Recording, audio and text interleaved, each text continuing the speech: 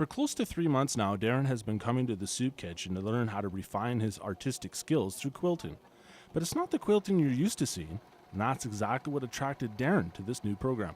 I knew that this was what we were doing down at the quilting program. I knew that we were doing pictures of scenes and landscapes and that kind of thing, and so that was why I got involved, because it was different than the quilting I was already doing, and for me, being able to come to the soup kitchen and do this kind of work gives me a lot of it gives me something to do that I'm not already doing. So it gives me a new artistic pursuit that I'm already a beginner at. I don't have to be good at. I can just learn from the others around me and learn from the teacher and kind of grow with it.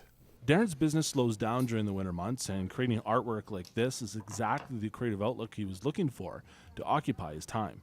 So I've been here from the beginning of the art quilting program for about 2.5, 3 months, and I've learned quite a bit since the beginning. I've learned a lot about quilting in general, but about putting together a field of representation, putting together a new kind of viewpoint, a new viewpoint on an old photograph, or a new viewpoint on an old artistic work that was already been done.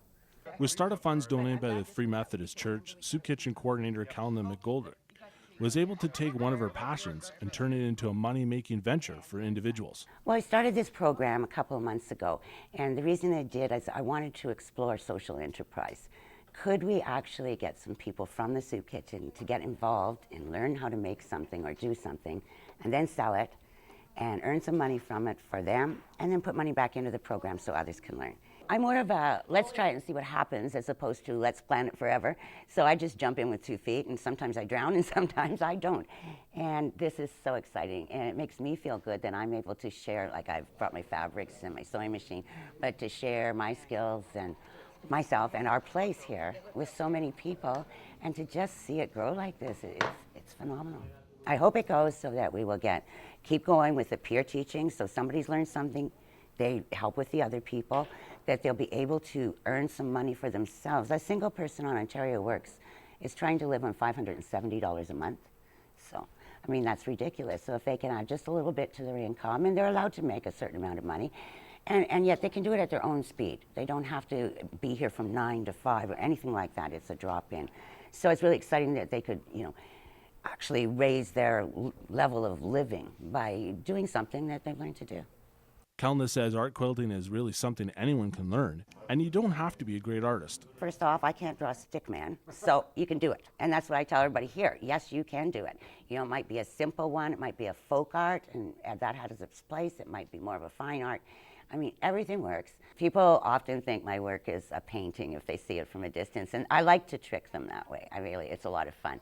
And it takes time, but and it doesn't take nearly as long time as making a whole big bed quilt, and you've got something really solid you can look at and admire, and other people like them, and it's wonderful. Already the community has responded to this program, and Callan hopes the profits from the sale of the artwork will help out those in need. It's so exciting because we've got our first commission. The legal clinic called us up, and they want to see all of our framed works before the end of March, and they're going to purchase some of our pieces to decorate their offices. So it's very, very exciting. We're not an organization that's stagnant in any way. We're always trying to think of something else. How can we help the people that we work with? And that's the most important thing. To get more information about the program, call the Soup Kitchen at 705-942-2694. For Shaw TV, I'm Jonathan Perryard.